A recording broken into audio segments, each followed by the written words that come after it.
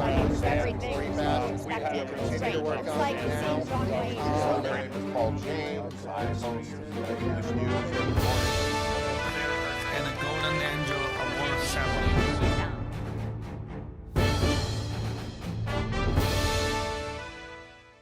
Hello, dear friends, my lovely audiences, my dear fellow citizens of California. Welcome to the East-West Show that is exclusively sponsored by Wolfers, the Belgian royal family designated brand of jewelry with 400 years of glorious history and hand-forged by 10 generations of the #1 craftsman on the global earth. Together, the name of Wolfers stands as a testimony to the spectacular and the share of the royal glory. Back to the show. With me today is my dear friend, candidate, the most hopeful. I would rather say, for sure, I know he will win, but I only want him to win bigger time. Very hopeful, one of the very hopeful candidate for Arcadia City Council, trial attorney Paul Cheng. Hi, good morning. Welcome to the show. Yeah, thank Good you. morning. Yeah, All right. Did you sleep well last night? You know, it's, campaigning, it takes a lot of work. It takes a lot of meeting people and, just hitting the pavement. Yeah, just you're going right. from house to house. So I don't sleep that much, but yeah. I love campaigning. So. Yeah, right, good. And of course, you are a native of Arcadia. You've been there for so long. People do know you, right? But right now we're at a specific time, Yes. a critical moment of American history, I would say, that we are facing a big hit of the epidemic. Hopefully not a pandemic scale, but right now we are talking about bad enough. In Italy, Germany, France, even Egypt, Iran, of course, without a question. And the breakout is kind of severe, right? And right now you're talking about more than 92 countries have been affected. And the number of people being affected a lot. So Arcadia, I would say, is one of them, right? And which is a city that lots of people care for, including Arcadians. Now that I believe, as a council member in the campaign, are you ready for the job? I know that you are facing a big, ever in history, a challenge. Well, obviously, coronavirus, COVID-19, it's going to be a challenge. But I would say to all of Arcadians, as well as people in Los Angeles, that we've been meeting with both county and city officials and hospitals, and we do want to say that we have to continue, although we have to be cautious, we have to live our current life. We cannot panic. And I think panicking in general is the worst thing that can occur. There's been a lot of rumors that have been spread. Rumors such as, Arcadia High School, 200 students were quarantined. That was false. People have said that I have coronavirus. That's false. It's just been, just a lot of panic all around. And sometimes people enjoy that feeling. People enjoy being fearful, which is not something that we encourage. We want to make sure that we live our normal life. That's why I'm here today. You're here today as well. Very good. I want you to understand also, I want my audience to understand, he was here just a week ago, and I called him back to the show because lots of people are asking me about all politicians talking about politics. How about the pandemic? All right. And what if we are hit by that and then we're not prepared? So that's why I call you as an emergency, say, Paul, come back to deal with it. And I want to find out, are you ready, are you not? Are you prepared or are you not? Of course, provided you're selected, right? You're elected, you're selected, you're handpicked by Arcadians, and then tell them, I want you to tell them, my citizens, I'm ready, right? but know, how? Yeah. So, one of the things that I don't like people doing is scaring people into voting for them. And I don't want anybody to be scared such that they would vote for me. I want people to vote for me because they believe I'm the best candidate. A lot of attorneys do the same thing. You go into their office and they tell you, you're facing, X amount of dollars or this many years in jail when the possibility is not as high or even very low. The reality is that a pandemic, because of the coronavirus, COVID-19, it's likely not going to occur. Obviously, we can't guarantee that. Yeah, you're right. But realistic. Yeah, realistically. I mean, I was at a hospital meeting, and they say, over 300,000 people die from obesity every single year. Here, on the flip side, you've had 3,000 people have died based upon the coronavirus, and yet there's a wide-scale panic. And what the hospital has said is, what we need to do is we need to get people informed and educated, and we need people to remain calm. You actually have a higher chance of hitting the lottery than you would dying from the coronavirus. Does that mean that we shouldn't be cautious? No, of course we should be cautious. We need to be careful. We need to allocate funds accordingly to be able to have essentially preventative funds to ensure that we don't get hit, if we get hit with a pandemic, that we aren't caught. We have to make sure that we do things right. So. All right. And I really appreciate your set of mind, because that is very important to you, my dear friend, my dear audiences. And I prefer to have somebody who is confident, who is capable or able to tell us, don't worry about that, folks. If worst happens, I will be running in the front line on behalf of you, or if not for you, I will be one of you in the front of the line, right? People do like that kind of a comfort. I'm just worried about us using fear-mongering to essentially obtain political power. A lot of times when a community or even the state has no problems, people create problems so that society can be able to depend on them. And I'm not saying that the coronavirus isn't going to become a pandemic. We really don't know. Ultimately, we don't know what God's going to do. But I would say that I don't want to cause fear-mongering to obtain a vote or to obtain power. I think that's inappropriate. What we have to do is know that our city leaders are going to be meeting consistently with experts to ensure that we have the most up-to-date information to be able to provide to our community. And right now, the city reports from the city manager is that they're doing the best that they can be able to do and getting information. I've met with Catherine Barber of LA County just a couple weeks ago, and she essentially said, look, the coronavirus is something that's serious, but it's not something that we should have a panic. And I believe with our city leaders as well as community leaders that we're going to be okay.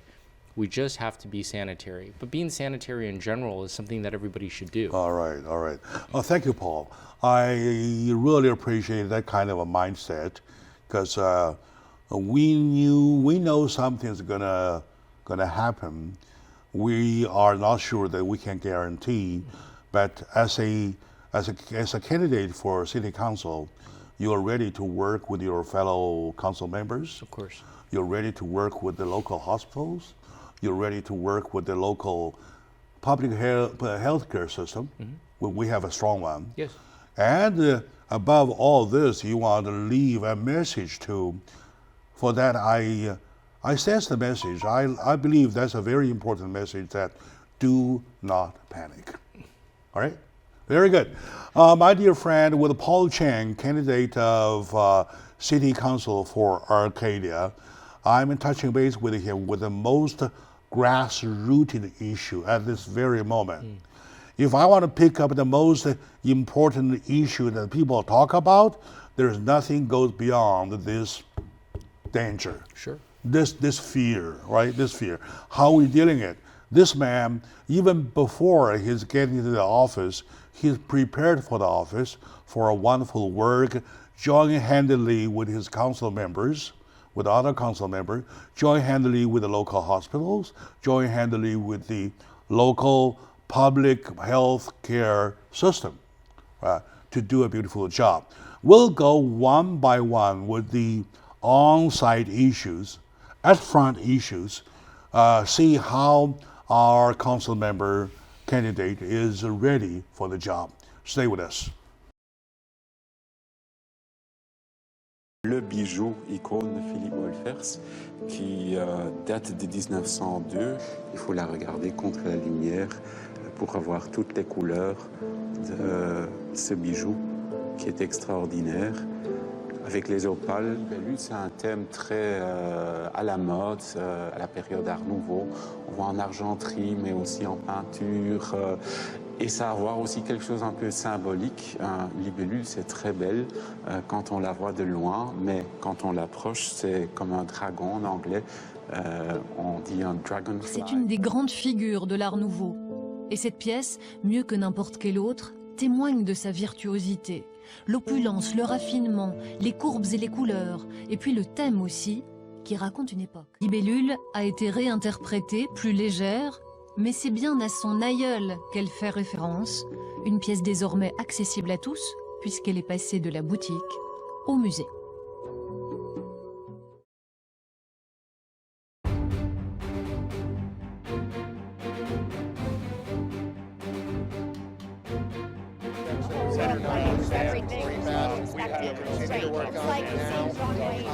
It's called James. I host English news every morning.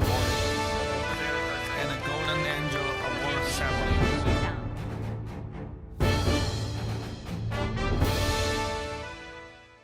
Hello, dear friends, lovely audience, and welcome back to the show, Jack Chow on the East West, which is exclusively sponsored by Wolfers, the Belgian royal family designated brand of jewelry with 400 years of history, and handforged by 10 generations of the master craftsman, number one master craftsman on the global earth. Together, the name Wolfers stands for as a testimony to the spectacular and a share of the royal glory. Back to the show. Today with me is my dear friend and an icon of the community. If you drive by I-10, you always see a billboard with his big picture on it. Very confidential face, very confidential figure. When we're looking for an attorney, and he is the one with confidence, right? And as a trial attorney, he's been successful on his job. And now he's running for city council as a candidate. He starts to show the confidence already. That is the part I like, right? I really do not appreciate those panic style, say, yeah, I'm gonna hit this, I'm gonna do that. But I'm talking about the guy, the kind of mindset that I'm ready for the challenge, right? I had shared with him already that once he is in office, gonna be starting April or latter part of April, and the first job for Arcadia City Council, I believe, would be the strategy, how we want to deal with the epidemic situation, to prevent it becoming into an even worse situation. And I checked with him about his mind. He is confident, ready to work with the local hospital, ready to work with the city of Arcadia, with all constituents, with the hospitals, with the healthcare network. Right. So now, back to some specific point. Right. I know that in the city of beautiful Arcadia, you still do have some eyesores, such as the homeless people. Right. You have not much, 3-4 dozens of them. We do have homeless people, yes. Yeah, you do, right? I know that the city may have to do something later, but right now with the hit of these coronavirus, which is going to be international virus, not whatsoever, we have the fear that something worse is going to happen. When, where, and how, right? Something like that. I believe that that group of people, that community, the homeless community, might be number one, the most vulnerable. we all have a roof over our head. They don't, right? We can always take a bath every day, right? They don't, You're at right. least, right? However, they are source of spread, source of contamination. They can further spread the virus if they are contaminated, right? Contaminated. So, how do you, as a ready to be council member, together with your fellow council members, to tackle that issue, please? Well, you know, that's a very hardcore issue. It is a difficult issue. You know, I did want to say this. Many of our homeless, they have mental health issues. And I do want to say that one of the things that I really care about are people with mental difficulties and mental health. You've raised a very important point, is that we have a segment of society that essentially would lack sanitation, and that is the homeless population that's in Arcadia. Yeah, you're right. There are a lot of people have said, well, you know, Arcadia has no homeless people. I would say the only thing you need to do is open your eyes. I mean, they're right in front of you. You're right. I've been meeting with Catherine Barger to try to figure out a way to be able to tackle that issue, because many of them essentially have resided on county property. And the Arcadia police do not have jurisdiction to go onto county property. I would say that I'm very happy that within the next couple weeks, LA County is going to be rolling out kind of a system on how to deal with that issue. But I want to say that in terms of, yeah, I know, Exciting word. Well, you know, you started working on it already. Well, you talked to Catherine Barger. Well, this is what I wanted to say. I am not proud of necessarily me going to speak with her, because that should be my job. I'm really proud of the Arcadia residents that have stood up to speak on that issue. Yes. You know, so many times the average citizen, the average resident has a lot of issues, but they speak about it when approached, but they're not active about going to their elected officials. And I want to say that I'm so proud of the residents that have contacted Catherine Barger's office, that have contacted City Hall, that have contacted the police, to ensure that they let locally elected officials know that this has become a problem. And because they've been willing to call, because they've been willing to push, we are now in a situation that we are rolling out a plan to effectively deal with the issue. But again, I also want to say this. Many of these people do have mental health issues, so it's kind of a combination. We always look at homeless people as it's specifically a choice, but unfortunately it's not. Some of them really have difficulties that they cannot be able to connect with society. And so we need to deal with both of those issues together, the homeless issue, as well as to balance the consideration of mental health issues in the homeless population in Arcadia. Yeah, it is social issue and medical issue, and sanitation issue is an issue of everything altogether, tied up at one point, right? I'm so glad that I wasn't prepared to hear that you started working on that already, which is really a thumbs up situation. And the county will next week or two will find some solutions to get an area. Is there an area or a facility or a house to at least to make sure they are not affected? Well, you know, to make sure they are not further transmitting it if they did it? Well, the problem is that there's been a court case that's come out that essentially said you could be able to arrest people only if you build homeless facilities, and if they go off the homeless facility, then you can arrest them for loitering. The problem is that Arcadia, we are not going to be building a homeless facility for people to reside in. That's just not what we're going to do. There are other court cases. We have to see what the result of that is. Again, I think that's the benefit of having an attorney on city council, is that's what we do, is we look at cases all day to ensure what we're doing is compliant and correct. So, yeah, we have to. I'm against building homeless facilities. I don't think it's going to work.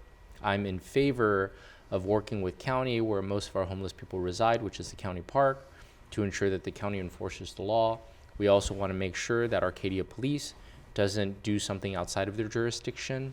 And so we need to just be able to work I feel closely more together comfortable with when I see an attorney, a trial attorney such as yourself, gets hand on the job, because you know where to go, where not to go, before you're touching the law, something like that, right?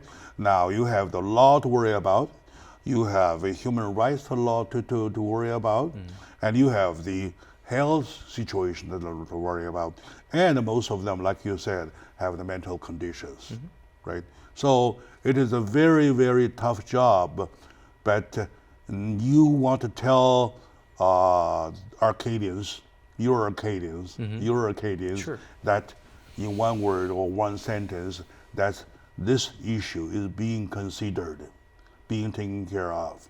You want to tell your audience in your own words? I really want to make sure that I knock on the hard wood with you, right, on this issue. You're talking about the COVID-19, is that Yeah. correct? Well, you know, we just want to be able to tell all the residents that are in Arcadia as well as Southern California that your locally elected officials, they have one job, and that is to make your life better. So we want you to know that both the candidates as well as those people on City Council, we're doing our best to obtain the information, distill the information, and provide you with most up-to-date information that's realistic, helpful, and not to cause a panic, because it's not going to be beneficial. So we just want you to know that's what we're doing. Very good, very good. As I said a while ago, that right now, if I pick an issue which is more than the concern of the coronavirus, I will not get one. So this is the one. Yes, sir. And I would say, if you want to get one of the most grassroots issue to touch base with your own constituents, so again, this is the one. And I was having dinner both last night and the night before with my friends. They are all from Arcadia. So the moment we sat down, the moment we left the table, the whole thing, we were talking about how Yes. how are we doing? And that's why I call you in an emergency this morning and say, Paul, come over here. I need an answer or something like that. Understood. Right? So I would say to my audience is that I want to get an answer to of course, we have wonderful existing, the incumbent council members, but the incoming ones want to do a job at least as good as they do, right? So, matter of fact, the answer I got now, he's already started on the job. That I gave him a big applause. Right. Now, stay with me for a little break. We'll be right back and to tackle another issue. I'm only going to handpick the small point today. Be right back.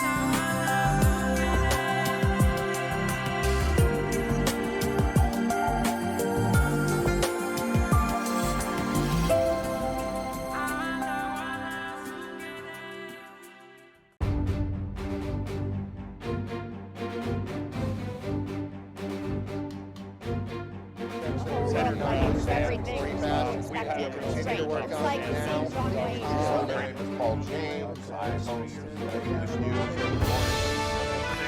And a Golden Angel Award ceremony.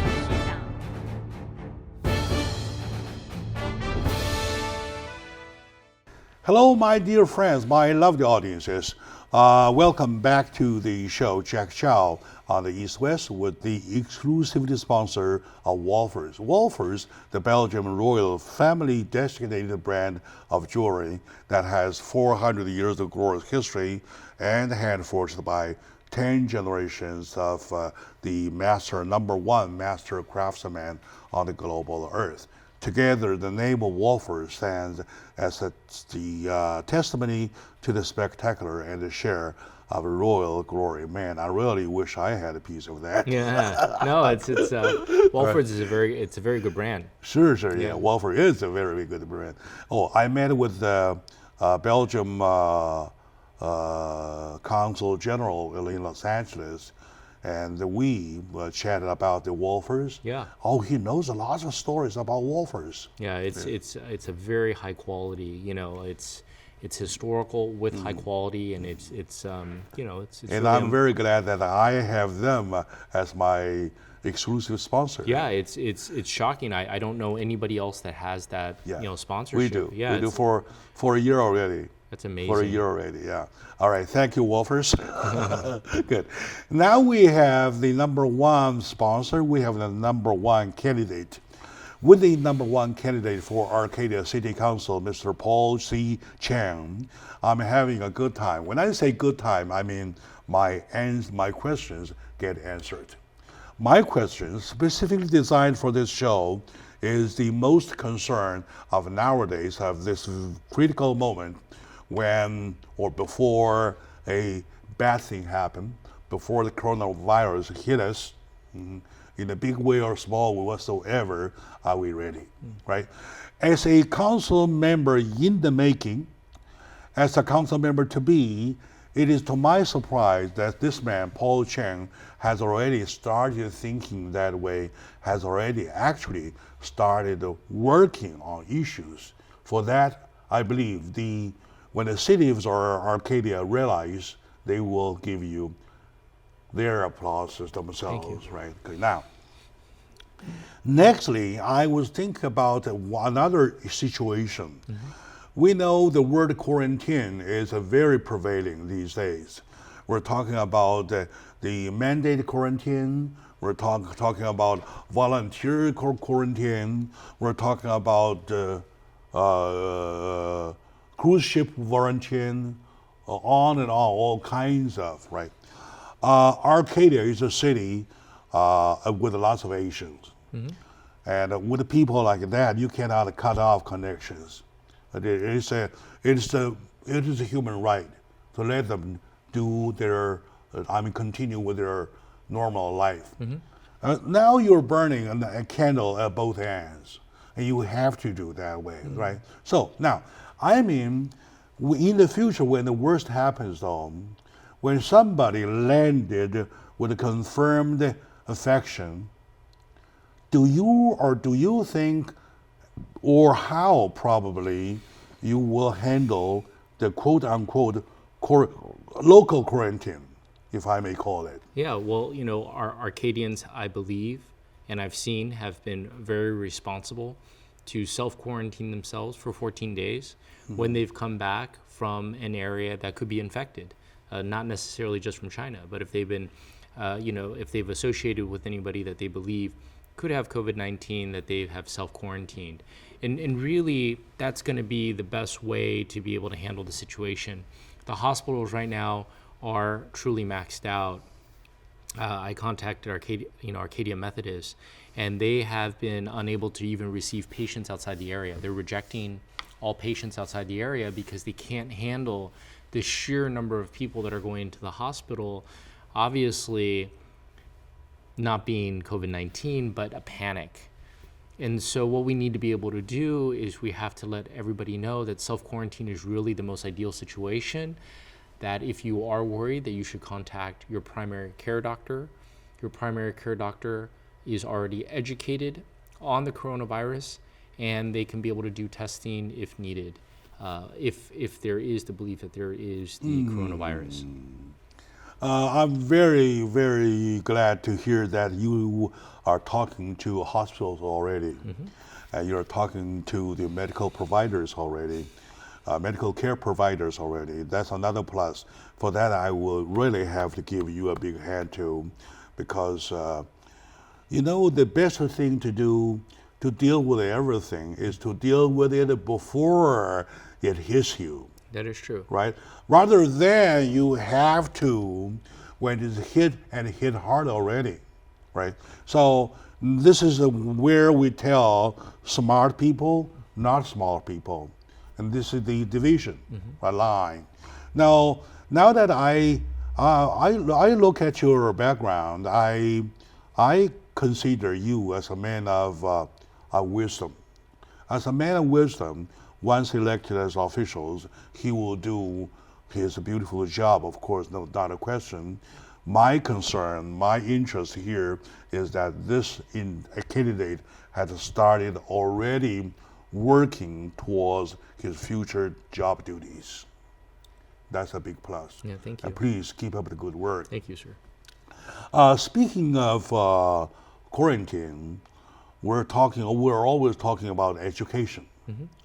You want to educate people. To protect yourself is one thing. To protect the other is the other. And to protect yourself, is the way of protecting others. That is correct. In other words, you are protecting others to protect yourself, right? In other words, well, we often say, in a quote, say, please help me help you, right? Help me help you. Yes. It's a help me help you education. Do you think at the city council level, you want to educate your people that way, please? Well, yeah, politics is really... Especially kids. Yeah, politics is really local. What that means is that 80% of all the issues are, in many ways, 95% of all the issues in your life really are dealt with in local politics. And in this situation, I think the locally elected official is going to be the spearhead of truly educating the community, because you aren't going to be able to reach out to your congresswoman to have them come to your door and educate you. Yeah. Right? It's really going to be your locally elected official. And so what we need to do as councilmen, councilpersons, is to get the latest information, to be able to educate as much as possible, to be able to work with the school board, to be able to work with the children, because children in general aren't as sanitary, to make sure that they are protected, and really to be able to allocate funds. One of the problems with Arcadia is that we constantly say we have no money. And so what we have to do is, whether it's good or it's bad, we got to find the money, because we're in a situation where we have to allocate funds in case something more serious ends up occurring. We can't be in a situation where we continue to make decisions and then say that we have no money. I would take that as a very loud statement, a very solid sounding statement that echoes with a statement made by Stephen Sham of Alhambra when he was a council member and mayor. And the other day at my show, I asked him to give me a decision. A definition of local politics. In other words, what is a local politic? You know what he answered? His answer was, local politics is a tree in front of my house that block my sun. Should it be cut down or not? Or gutter line in front of my house, or the traffic light at the crosswalk. Those are the local politics. Yes, and that's what affects most people. Yeah, and he says we're not discussing if we will lower down the interest rate, you will wage another war against any other countries. We're not doing that. That's not our local job. Our local job is exactly what our people, the average Joes and Sues, are talking about. Now, you hit the point and you echo with him. I adore that kind of politician. Okay, my dear friends, let's take a moment out. We will be right back.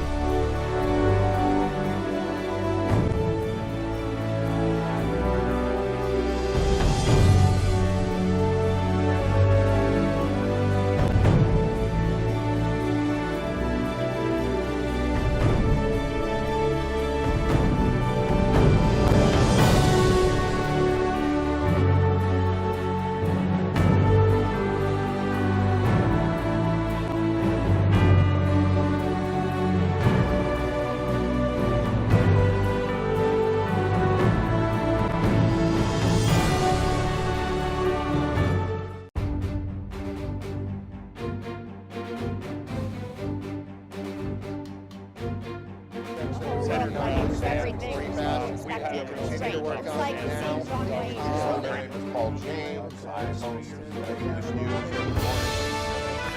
And a Golden Angel Award ceremony.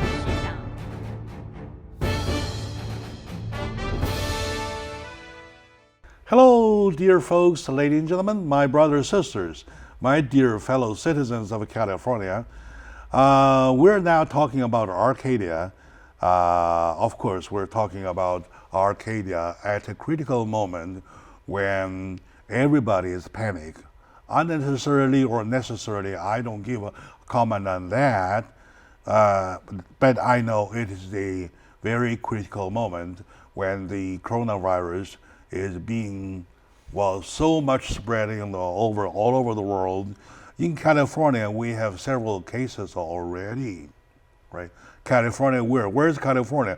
California is the land we step on right here, right? So, all right, now, with me today is my dear friend, Mr. Paul Cheng, trial attorney for so many years, and now a candidate for city council for Arcadia. I've been doing this job. I've been with many of politicians, running or rerunning whatsoever. But today is so special because the moment, because of timing. And our first topic, and in other words, his first job when he takes office is that he has to work hand in hand with his fellow council members to deal with the pandemic, if it happens, right? Now, back to where we left off, right? We're talking about putting aside of the homeless people to safeguard them safeguarding the community, or both, or necessary quarantine, or necessary education. Even flyers cost money. It does. Right? Even flyers cost money. You send out letters, that letter costs money. Yes. Right? So how do you, as a candidate, consider or weigh the fact that the amount of money necessarily needed? Well, I believe in this situation, we have to be able to allocate funds that are necessary to deal with the coronavirus or possible pandemic. We cannot rely on the state of California to be able to help us. The problem with Arcadia is over the last 10 years, we've had 2 fiscal crises. What that means is that we were in a situation where we were going to have to make some very bad decisions. In January of 2019, we were planning to let go of 13 police officers, 10 firefighters, and close one of the fire stations. It's truly unacceptable. And so what we have to do going forward is we have to plan better. What we've done right now is we're dipping into our reserves in Arcadia to be able to balance the budget. What is dipping into our reserves? That means that a reserve is money that you use for a rainy day. Essentially, you have reserves in case an emergency happens. Now it's about to rain. We've already been dipping into that already. Yeah. And so it's now already dripping. Yeah, so we're kind of getting hit with 2 issues. The first issue is that we haven't been able to budget well. The second issue is that we have the coronavirus.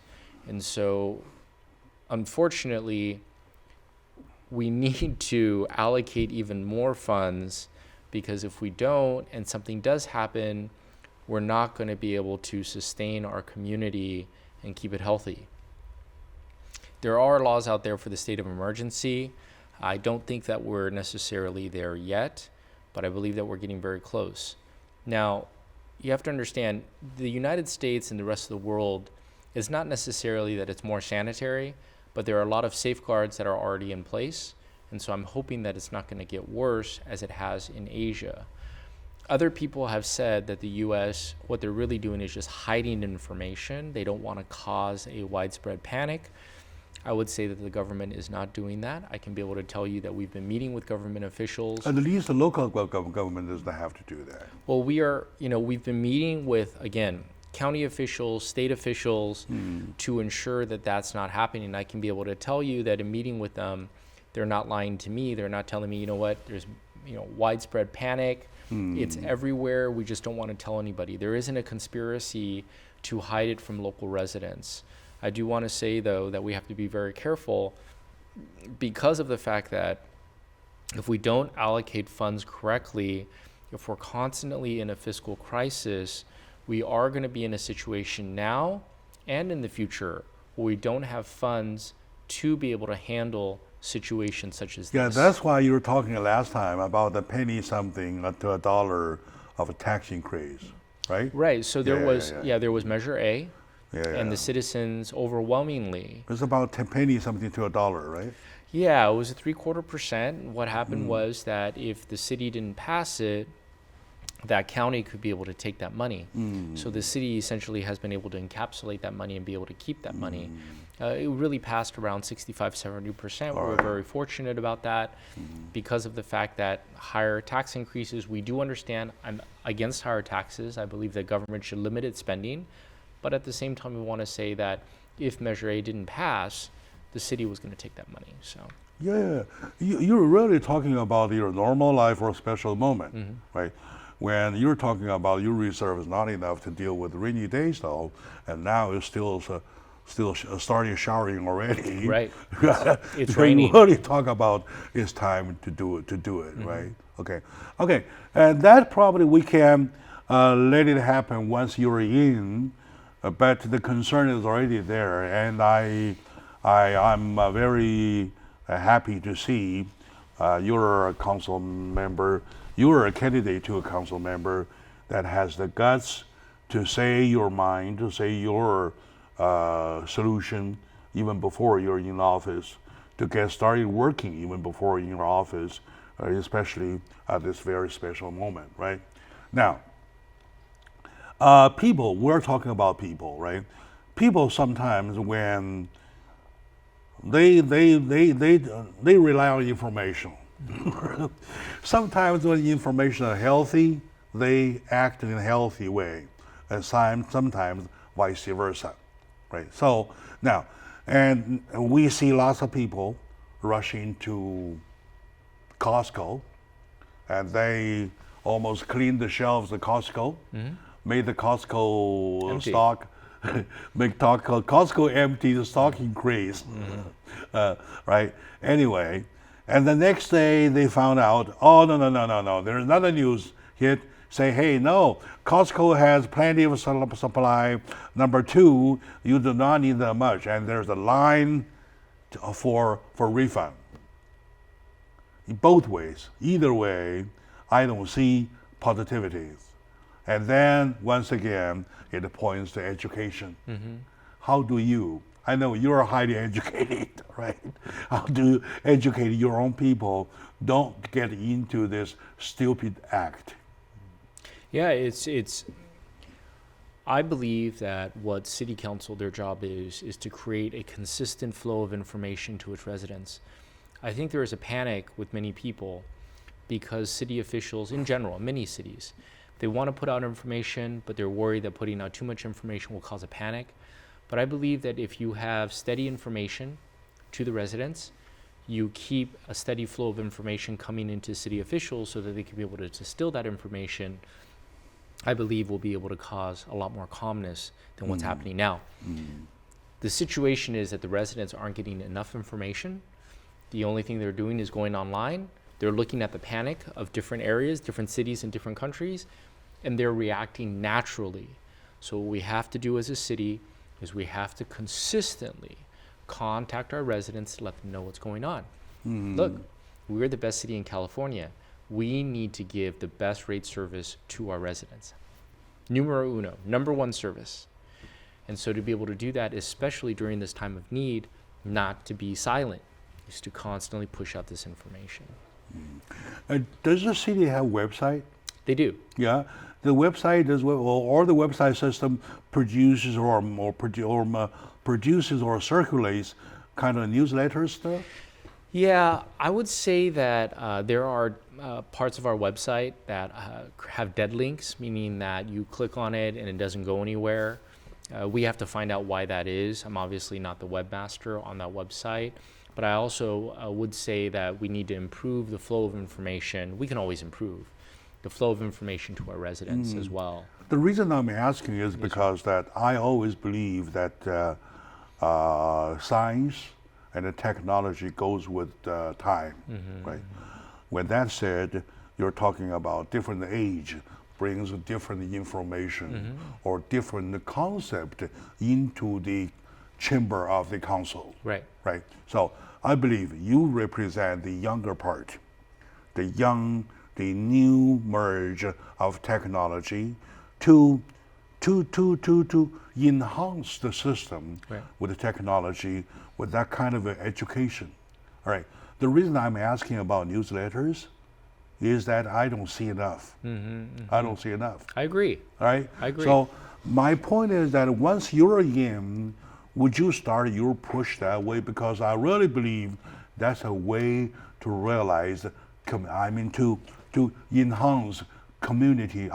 Community information share. Well, Jack, one of the things that you've done with so many elected officials is pushed us in the right direction. So we need people like you to be able to just really kind of handle us in the right way. And a lot of times we don't see everything correctly. And I think you're absolutely right, is whether or not that information is out there, if I get that information, to push it out there so the community can be blessed. So but for that, we need highly educated, energetic people. Speaking of people versus education, it is always a contradiction in between, right? Okay, now, with the virus, somebody talking about Wuhan virus or China virus or whatsoever, it's only a name. It doesn't mean Wuhan is bad, right?